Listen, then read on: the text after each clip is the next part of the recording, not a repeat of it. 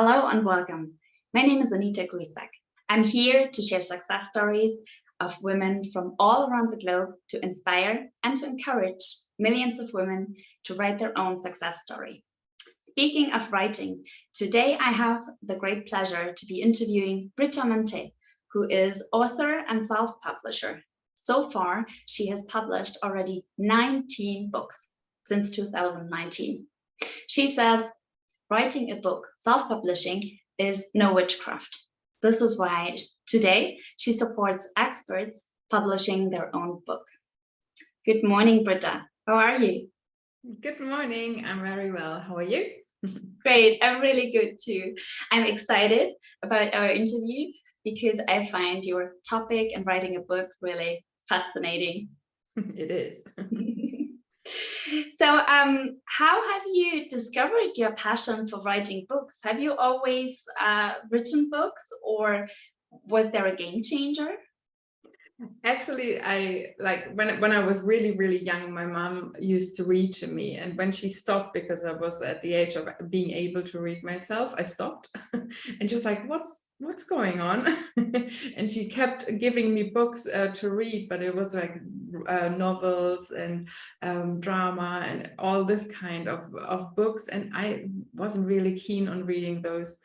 And so I just thought books are nothing for me. But then after a while, I discovered expert books or guidance books. And I totally was so fascinating by reading these, and one after the next, one after the next. And then I actually discovered that it was just the wrong genre of books that I was reading or was supposed to read. And now, as I discovered these books, I'm really happy and reading a lot. And then I was actually on a topic myself. It was because of illness, sickness, that I had to know more about my cycle, my period cycle. And then I just started writing it down for young children or for young girls who just have their first period and to know more about it. And so this is how I came to write my first book. And then I seeked for opportunities to actually publish those. And this was the beginning. Mm-hmm. Sounds incredible. And why self-publishing? What was your way to become a self-publisher? Have you always self-published, or yes, have you started? Yes. Yeah. For some reason, I never had the idea of going to a publishing house and present my book. I always thought there are so many opportunities now on the internet. There must be something, I would say, easier, quicker. And for me, it wasn't such a big deal. So this book wasn't the book I wanted to be famous about. I actually put a wrong name, like a pseudonym, on it, in order not to have everyone known that it's my book, but it was just a general interest of releasing that book to the world. And so I looked for different ways to publish a book, and then I came across the opportunities of Amazon KDP. And so I tried it, and then I was hooked. You mentioned that you have your first book, you have published under a different name. Actually, I think even your first 18 books you have published under. Yes. Yeah. And were they all around the same topic or different topics? And that was the reason. It was a marketing decision not to use my name, because I was at the beginning of my self-employment, my professional career, like in a way that I have my own company and using my own name. And so I didn't want to be Britta who talks about period all the time. Mm-hmm. It was not my main topic. It was just like out of interest, out of a passion to say, I really want to bring that message across, that the cycle, the women's cycle, is not just having period and the rest of the time, but there are different stages. And this was the reason why I wanted to publish it, and not because I wanted my name on the cover. That wasn't the reason. And so I decided, for marketing reason, that it would make more sense for me not to put my name on it. Mm-hmm. So that when someone Googles me, they end up with different topics and not with that one. It wasn't a shame topic. I was really really proud, and I'm still really proud of that book, but it was pure marketing that I said, okay, if someone Googles me, it should be something else they find. Yes, I can hear it, that you're passionate about it and proud of it, because otherwise you wouldn't highlight this topic. Yeah, interesting. Strategically, it's a good decision. And you also said you had other topics as well that you wrote about. What were those? So actually, I had a project with one of my friends together because she has, now the English term, endometriosis, I think the term is. And it's also a sickness that only women have. And she wanted to publish a book about it and helping other women to find their way in the experience, in the healing, in the opportunities that they have to heal or to get better, because actually healing is kind of impossible. And so we had this project together, and then I discovered the more books I write or the more books I publish, the more passive income I can get. And so I asked other authors to write a book, and I bought the text from them. So not all the 18 books or 19 books, not all of them I wrote myself, but I also had other authors write these books. So it's really a lot of topics that was covered. High sensitivity. Yes. Yeah. High sensitivity. This is one of the topics which I really like, and yeah, there are numerous. So it was really a fun journey. Wow, amazing. And these books are all in German, right? Yes. So you can, I guess it's mainly German, Swiss, and Austrian market. Yes, yes. I mean, it's possible to translate them, but the market, like you really have to focus on the market and see where the opportunities are, and if the book can be successful there, then you have to follow up and do all the things. And so I decided against translating them and just sticking to one market. Also a marketing decision. I can hear you're a marketing expert. And are most of the topics you write about, are these topics that you are passionate about? Or do you also look at the market, what is a trend, or what is something that could be a trend one day? Both. Like I wouldn't write about a topic that I'm not into. So many self-publishers do books about diets, about healthy eating, which is fine. But I think the market of telling people to lose weight and to be different is not the market that I would like to go into. And so I'm more about really well-being and mental health and in this area, because I'm not passionate, like really passionate about every single topic, but I always have the I always want that these books really help people and help the right people. But at the same time, you have to look at the market and see, is there actually a market? So I go first to seek for the combination of both, to seek if it's interesting for me, if I think that's valuable and I think that it can help people. And then at the same time, I look at the market and see, are there enough books? And is there a low demand but many books? Then I don't have to write another book on top of them. Or is there a great demand but not many books? So this is the combination. Sure. Yeah, I just remembered a saying that someone else said, I don't want to hold a great speech in a room with no people. If you have a fantastic speech, but there is no audience, no interest. Yeah. And I mean, we all like to do things that have meaning and are able to help other people. And so why wasting your time when there's enough material, enough books? So I think that's a good combination of using your time for something good. True. Yes, and after 19 books, you can really call yourself an expert. I guess you have learned all ins and outs of self-publishing, and you've decided to help other experts to publish their own book. How was your journey to this decision? Have you always known that this is something you'd like to do, or was there also a moment where there was like a light and yes, this is something. It wasn't even a moment, it was a journey, I would say, because I started myself with that first book, self-publishing. And then I thought, oh, there's more into self-publishing. And it was a time when Corona started, so we were all at home. And actually, I wanted to do a coaching business and thought, okay, how do I get clients now if everyone is at home? I was actually focusing on network events, and I wanted to do something completely different. And so I was at home thinking, okay, now I have one book, so maybe I can do more. So one after the next book was published, and I thought these few months that Corona will last. And yeah, a couple of years later.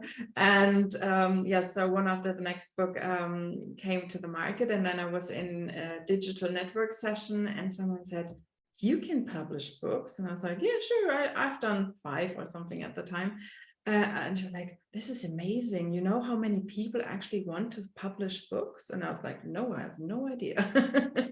And so she kind of gave me the idea of showing what I know already on self-publishing to other people. So this was the first step. And then I developed a course and said, okay, I would like to show how to self-publish books. Fine. And then people came to my course, but they didn't even write a book yet. So they didn't know how to structure their book. They didn't know how to start their book. And I was like, this is your problem. So why are you here in my self-publishing course if you haven't even started? It's fine. It's fine to know your way first. But I had the feeling that they needed more assistance in structuring and doing a proper concept. And this is what I also did with the authors who wrote books for me. I gave them a concept of how they should structure the topic that I would like them to write about. And so that was like backwards development. And I then said, okay, if I have the self-publishing course, maybe I should do a concept course of how to plan your expert books. And so this is what I'm at now, and what I also do with my clients, and I really, really enjoy that, because I can dive into their topics. And these are all great, mainly women, but also men who have awesome topics, which are really, really interesting for me for them to tell me more about. Then we see how we can structure the topic, what makes sense for them. Then my marketing expertise comes in, so that I say an expert book is not just for the reader, it's also for you to state what you're doing, how you're doing, which methods you're using, and how the reader can transform into a customer. And so we are tweaking that book with a marketing with marketing hacks, I would say, in order to make it really worth an expert book. And so this is how I came step by step and by the demand of my customers to this topic now. Wow, that sounds really wonderful. I can see your energy and power and passion when you talk about it. Each book is different, so it must be so exciting then to help someone else, and then when it's on the market and they are happy, and really a fulfilling job. Yeah, coming back to what the first lady said, who like gave me the idea, she said like so many people would like to write a book and to publish a book, and I wasn't aware of that, because in my it was something that I wanted to do, but it wasn't a dream for me forever. It just, the dream came up, and then I was like, okay, I'm going to do it. But many people actually, dream of that. And so it's really, really nice and really fulfilling to make people reach their dreams. Yes, and oftentimes it needs a view from an outsider to come up with an idea, or to actually see that something that is your strength, others struggle with. For you, I have the same. Some things are so easy for me, and I would never think that others struggle with that. So then it's interesting to hear this feedback from others, and create something to support. Yeah, and for many experts, really, they are so deep into that topic and they know so much. So what is really difficult for them is to narrow down what really is important for the book, because the book doesn't mean you have to put all your knowledge in there. Maybe you know the book Money from Tony Robbins. It's about 600 pages long and it has everything about money. And I don't know anybody who actually finished that book. So if you're seeing that video and you actually finished that book, please leave me a message underneath. Then you would be the first person to actually because it's a great book, it's really good, but it's so big that people are not reaching their target with that book. I would say, sorry, Tony Robbins, but it's it's a really good book, but it's not straightforward. And so I'm always helping professionals to pick out a small topic, make the customer journey really from you started here, when you finished the book, then you have reached goal X, Y, I don't know, depending on the topic. And then the reader is happy because they reached something, they have achieved something, and then they're ready to work closer with that person together who actually wrote the book with that expert. Yeah, can I imagine it's also not easy to keep it entertaining, like to provide information, food for thought, but also have this aspect of entertainment, fun, because you want to read. When you read, it's not just dry information like you want to have, but it should be nicely wrapped.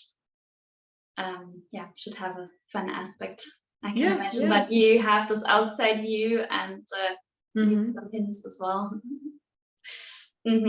Wow, amazing. So when you think about the future, are there any new projects that you might be working on now, or maybe a dream that you would love to realize one day? Yeah, I would definitely like to have this course that I created now in order to help people actually structure their book, to get to write the book and to publish it, so that we have really, really lots of nice books for people with one, I would say, problem or something they would like to master or achieve, and then they can pick the book from the expert and get the help that they need. And so I know when you're writing a book or when you're thinking about your topic, you think, but there is another book. I don't have to write the book. There is already one book that is really good. Yeah, but it's in a different style. And if you bring your style into it, you will address other people than the book that is already there. And this is also the reason why about every topic, there is more than one book, and all the books are there for a reason, and all the books are there for a different target audience. And so I would like to bring more really, really cool books into the world and see happy authors and happy readers. Sounds wonderful. So you have already revealed some of your successful traits. What would you say? What do I usually say? Oh yeah. What is your personal secret to success? Try it out. It's like I wrote the book without knowing how to publish it. Then I had a look on the internet, looked for different ways and decided for one and tried it. And I tried lots of other things that didn't work. So I don't think that just trying it always leads to success, but trying it leads to deciding whether you want to continue or not. So if it could have been also, I published my book, I published 2 or 3 other books, and then I decided this is nothing that I want to continue. Then I would have 3 books. I would know this is not my area of expertise or nothing I would like to do. And I would have the time to do something else.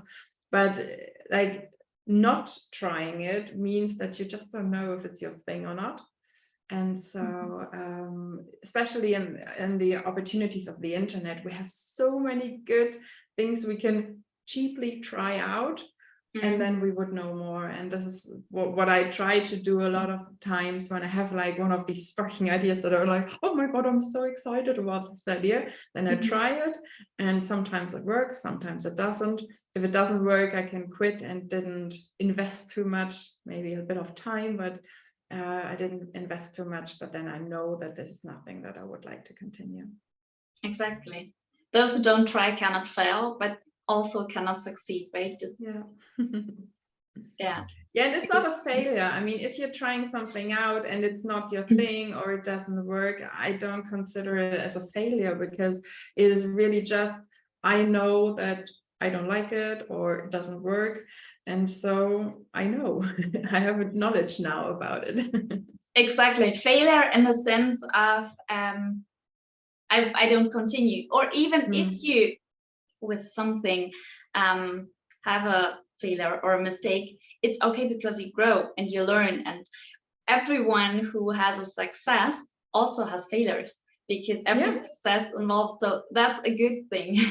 Yeah, and there is a really nice drawing that I read or saw the other day. It was like there was a step towards a stage, and on the stage there was a juggler with I think it was plates, and on the stairs there were lots of broken plates, but then he was on stage juggling the plates, and you don't see it from the audience, all the broken plates on the stairs, but you see the juggler actually doing his job. And this is, I think, with lots of success stories, you don't see how many dead ends they have driven into, and then thought, oh no, this is not working, and backwards and out of it again. But then you see the one thing that works, and you think, oh my God, he's so lucky, or she's so lucky. Yeah. But actually, yeah, it's lucky to find the one, but it's also trial and error. Luck is part of it, but there is so much more. Yes.